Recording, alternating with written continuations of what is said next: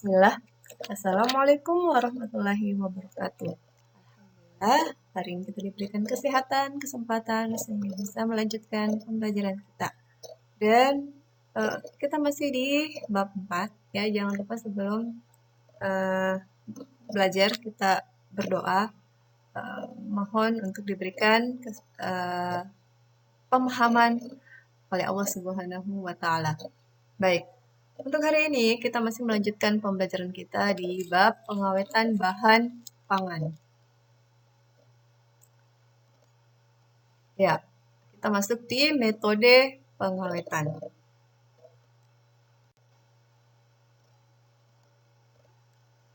Metode pengawetan bahan pangan. Ada beberapa metode dalam mengawetkan bahan makanan, ya. Khusus ini secara umum. Yang pertama adalah pengawetan dengan suhu rendah. Ya, kalau pengawetan dengan suhu rendah itu berarti menyimpan makanan. Ya, dia lebih ke definisi kita menyimpan makanan di kulkas, ya. Jadi pengawetan dengan suhu rendah itu ada dua, yaitu pendinginan, cooling, dan yang kedua adalah pembekuan atau freezing. Apa perbedaan pendinginan dengan pembekuan? Kalau pendinginan berarti kita simpan di suhu sekitar kalau pendinginan di suhu sekitar minus 2 derajat Celcius sampai 8 derajat Celcius. Tetapi kalau pembekuan, kita simpan suhu sekitar minus 12 derajat Celcius sampai minus 24 derajat Celcius. Jadi itu perbedaan pendinginan dengan pembekuan. Ya, tapi sama-sama menggunakan lemari pendingin atau kulkas. Yang kedua adalah pengawetan dengan suhu tinggi.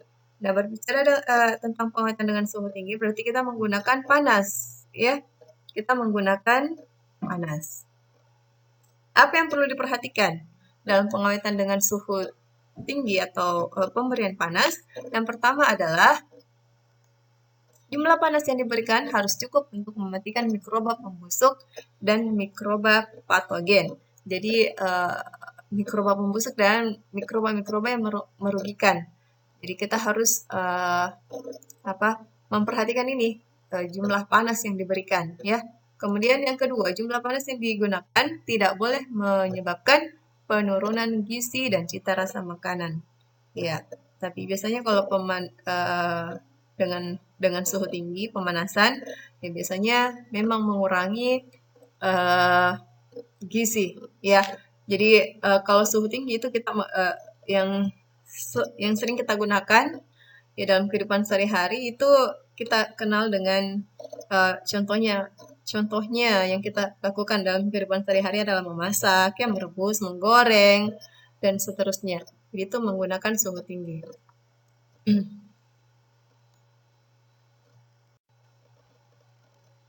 Ya, pengawetan dengan suhu tinggi itu secara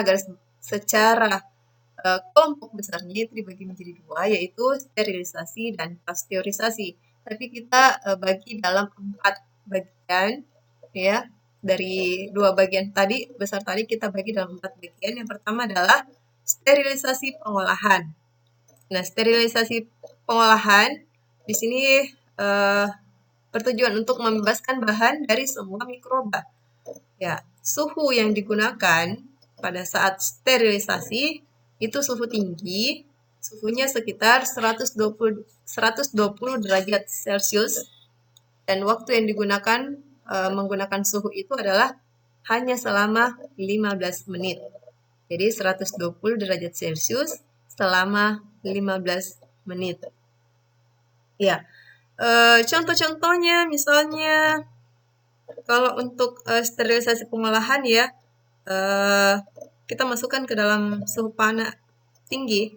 Misalnya mensterilkan bahan, ya, jadi kita masukkan saja, atau makanan kalengan itu disterilkan ya cukup 15 menit, tapi suhunya 120 derajat Celcius. Jadi menggunakan alat. Ya. Jadi biasanya sterilisasi pengolahan ini digunakan pada proses pengalengan. Kemudian yang kedua adalah pasteurisasi. Pasteurisasi adalah suatu proses pemanasan yang dilakukan suhu di bawah 100 derajat Celcius.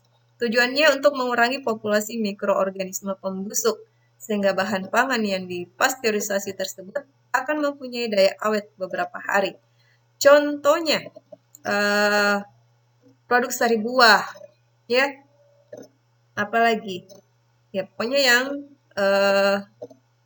makanan-makanan yang dipasteurisasi itu ya, suhu yang digunakan suhu di bawah 100 derajat Celcius.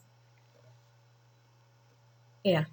Kemudian yang ketiga adalah benching.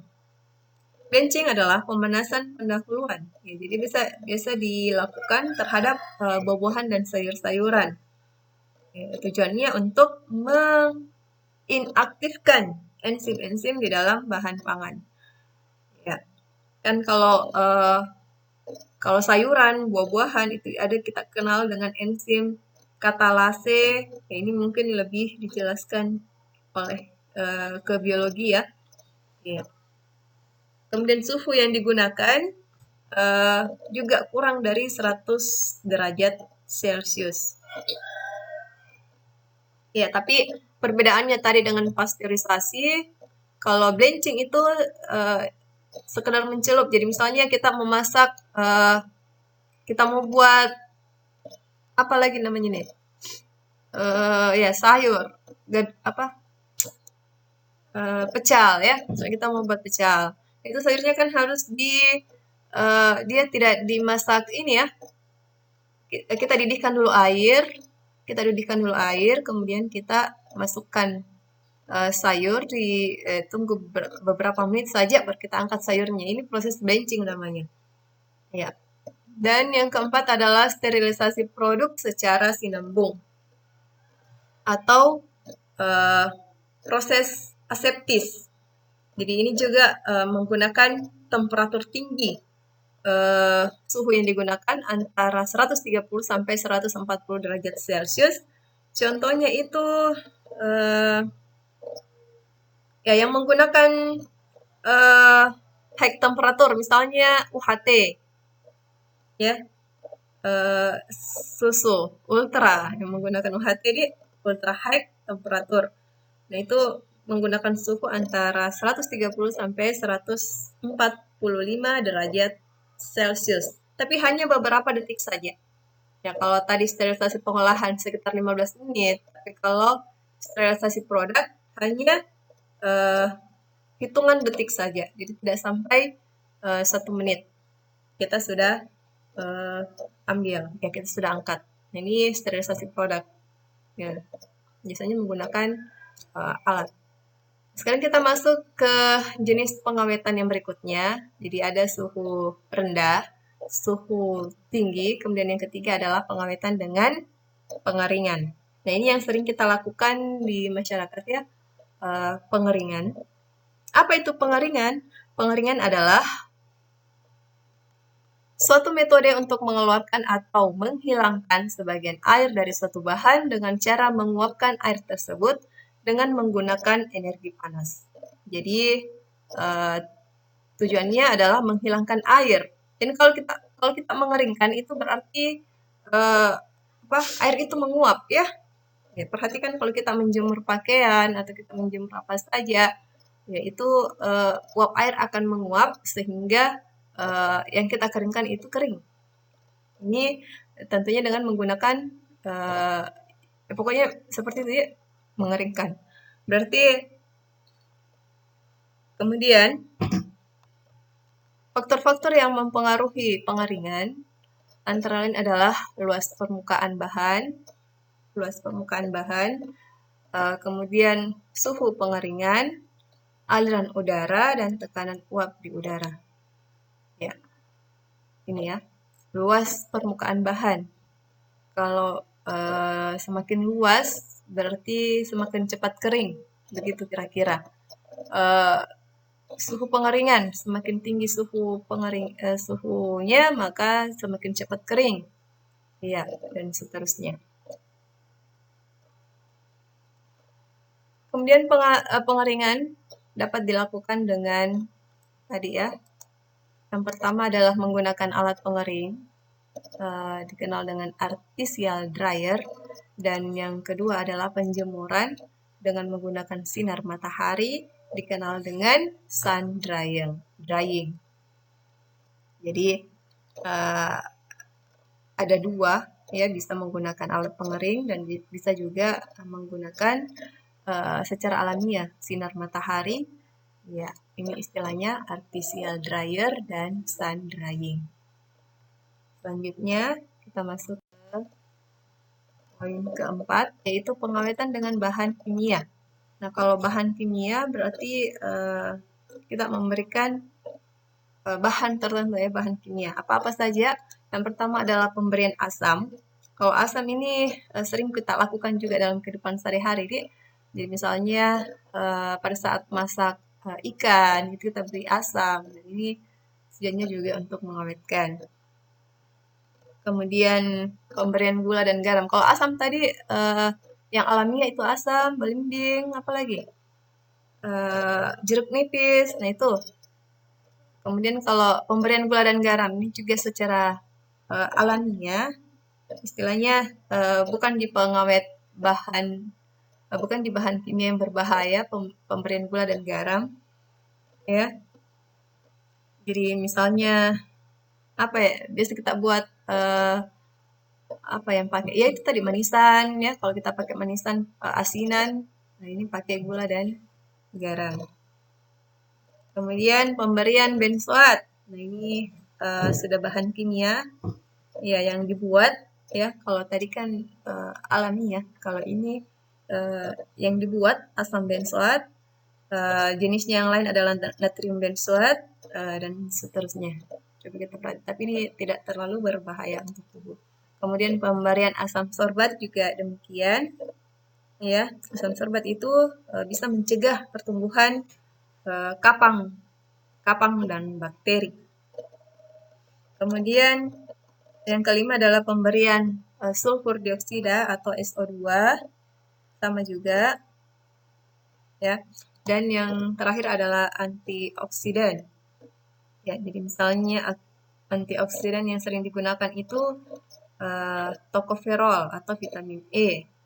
Ya, jadi coba kita perhatikan apa makanan yang kita beli, kira-kira bahan pengawet apa yang digunakan. Baik, itu tadi metode pengawetan dan sekarang kita masuk ke beberapa pengawetan bahan nabati secara tradisional ya yang sering dilakukan dalam masyarakat. Pertama adalah pengawetan bahan nabati dengan cara pengeringan. Ini sudah tadi kita bahas ya, dengan mengeringkan di bawah sinar matahari. Yaitu misalnya gaplek. Apa itu gaplek? Gaplek apa itu? Kelapa yang dikeringkan. Nah ini kalau bagus keringnya itu bisa disimpan selama beberapa bulan dan bisa digunakan untuk misalnya untuk membuat gaplek ubi juga bisa ya, ketela pohon, singkong bisa digunakan untuk bahan pembuatan apa itu, terigu ya. Iya.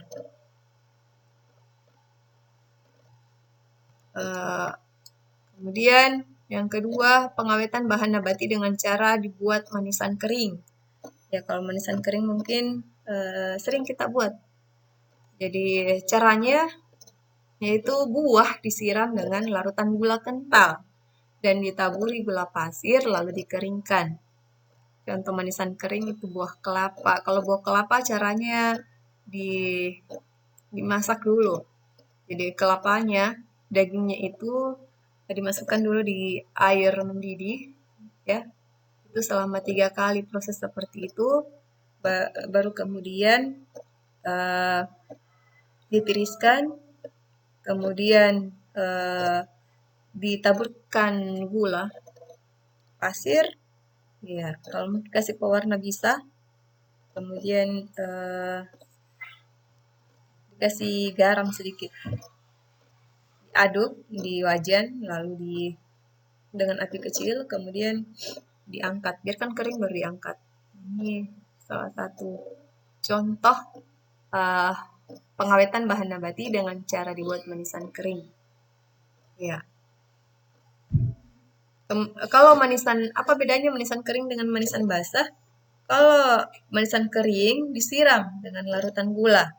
Sedangkan kalau manisan basah, buahnya yang dimasukkan ke dalam larutan gula kental. Jadi kita masukkan ke dalam larutan gula kental sampai rasa manisnya, ya, sampai rasa manisnya itu ke buah.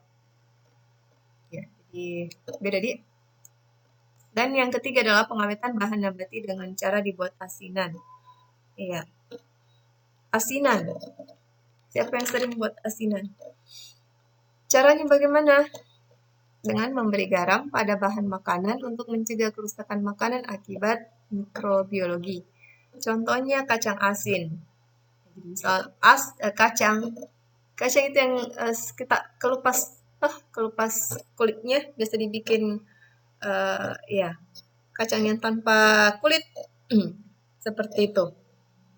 Atau ada juga kacang yang ada kulitnya yang biasa dikemas, dijual di toko-toko, kacang asin. Nah, seperti itu.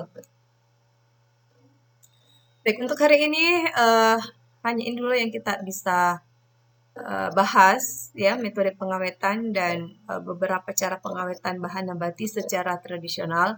Insya Allah nanti kita akan lakukan juga yang seperti ini, ya, nanti ya. Nanti setelah teorinya baru kita masuk ke prakteknya. Terima kasih untuk hari ini. Barakallahu fikum.